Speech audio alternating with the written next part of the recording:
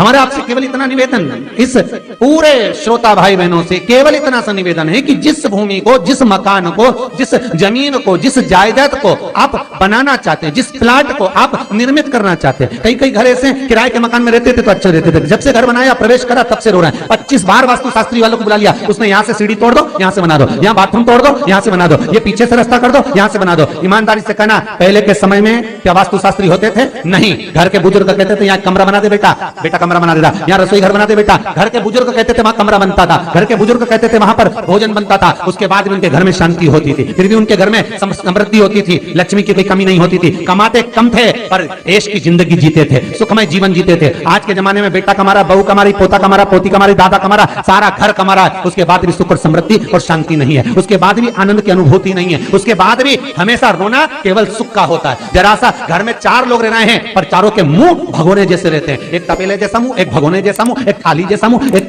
बल्टोई जैसा मुंह, सब कोई बोलने को तैयार नहीं, क्योंकि जब जब बोले तो बर्तन की आवाज आए तो बोलेगी। एक माँ बैठी टीवी के सामने, एक माँ बैठी, एक सोफे पे बैठा, बोले ही नहीं आपस में। वो सुख गया कहां महाराज?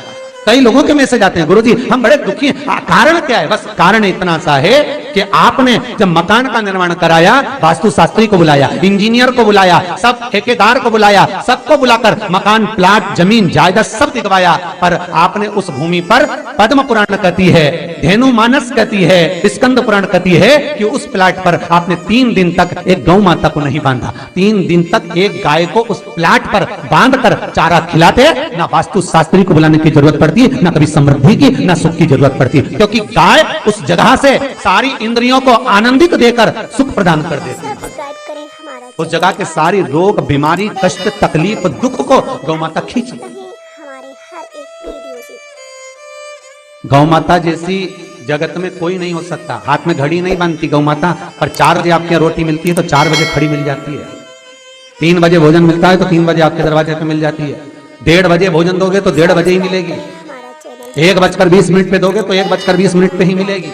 कोई घड़ी नहीं मानती, फिर भी समय पर आ जाता है। क्यों? क्योंकि भगवान ने उसको ऐसा बनाया है, 33 कोटि देवताओं ने उसमें ऐसा विराजमान कर दिया है कि जगत का वो कल्याण कर सकती है। उसका एक एक अंश जीव का कल्याण करने वाला है, एक एक अंश जगत का उद्धार करने वाला है।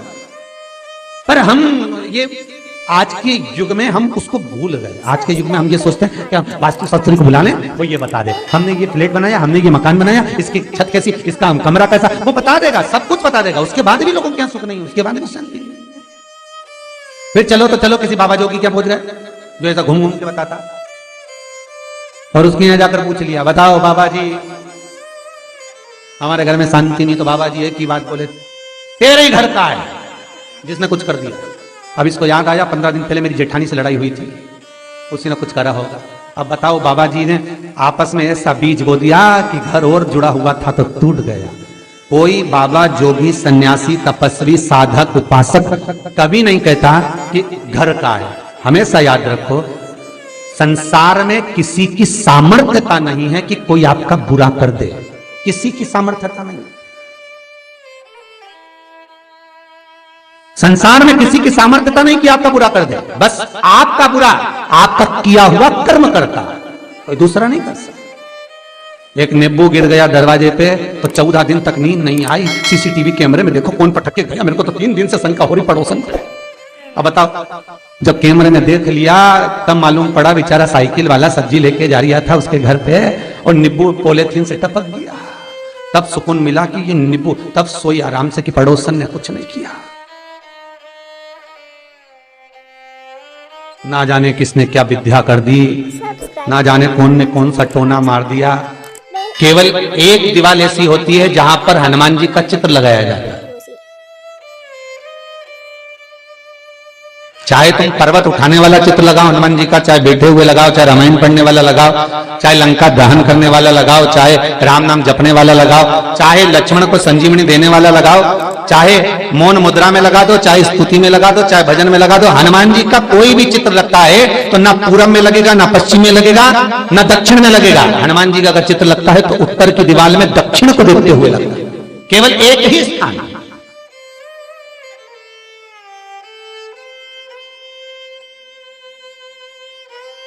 सब्सक्राइब करें हमारा चैनल। जैसे पूर्वजों के चित्र को, पितरों के चित्र को गए हुए हमारे जीवों के चित्र को दक्षिण में विराजमान किया जाता है, उसी तरह हनुमान को उत्तर में विराजमान कर कर दृष्टि दक्षिण में कर दी जाती है। घर में हनुमान जी के जितने फोटो होते हैं उसको केवल दक्षिण दिशा में लगा और उत्तर दिशा में लगा बिठा देते हैं और दक्षिण की ओर उनकी दृष्टि होना चाहिए, दक्षिण की ओर उनका मुख होना चाहिए। क्यों महाराज? अगर व्यक्ति के जीवन में कोई बीमारी आने वाली है, व्यक्ति के जीवन में कोई रोग आने वाला है, व्यक्ति के जीवन में अगर कोई कष्ट आने वाला है, व्यक्ति के जीवन में अगर कोई परेशानी आने वाली है, व्यक्ति के जीवन में कोई एक्सीडेंट का योग भी बनने वाला है, तो शास्त्र कहता है वो दिशा दक्षिण से ही बनता है। सब्सक्राइब करें हमारा channel Vastu fact, bell icon दबाएं ताकि आप अपडेटेड। ये दक्षिण जो दिशा है ये यम की दिशा है। यहाँ संपूर्ण परिवार के साथ यमराज अपने आनंद में निवास करता है, यम दिशा। और जब हमारे घर में, हम ये नहीं करें कि आप हनुमान जी का फोटो लगाओ, हम ये भी नहीं करें, आपके घर में हो और आपने अगर विराजमान कर रखा है किसी दिशा में, तो हमारा तो निवेदन रहेगा, अभी तक आपने अगर जैसा रखा पर एक बार दिशा बदल कर देखना कि रोग, बीमारी, कष्ट, दुख, तकलीफ में आपको लाभ मिला कि ना मिला। हनुमान जी ने केवल दक्षिण दिशा की ओर अगर मुख कर हमने विराजमान कर दिया, फोटो ही विराज दिया। हम ये नहीं कहेंगे आपसे कि आप बाजार से फोटो खरीद के लाओ फिर लगाओ, नहीं, आपके घर में हो तो आप लगा दीजिए, आपके घर में हो तो विराजमान करें। बेल आइकन दबाएं ताकि आप अपडेटेड रहें हमारे हर एक वीडियो से। अच्छा, कितनी विपरीतता है वो भी आप जरा जानिएगा महाराज, कि शंकर भगवान के ऊपर जो जल चढ़ाया जाता है उसकी जलाधारी उत्तर में जाती है। कई लोगों को तो आज भी तुलसी उतारना तक नहीं आता कि तुलसी का जल कैसे उतारा जाता है। कई जगह तुलसी के क्यारे के नीचे शंकर जी का शिवलिंग रख दिया जाता है महाराज, कहीं नहीं है ध्यान, बस चल रहा है स्मरण।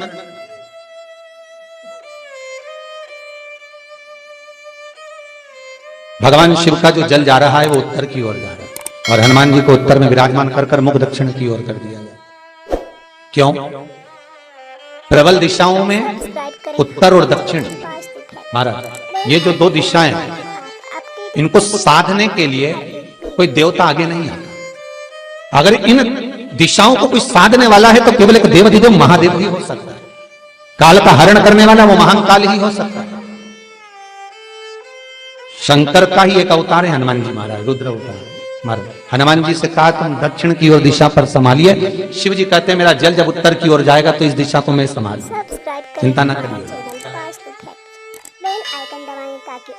किसी लड़का और लड़की का विवाह नहीं हो रहा हो, 30 साल हो गए, 32 साल हो गए, 34 साल हो गए, लड़का लड़की का विवाह ही नहीं हो रहा, बहुत टेंशन है माता पिता। कोई मंगली है, कोई मांगलिक है, थोड़ा ढीले कम करो, प्लेन रखो, कोई मांगलिक है, कोई मंगल है,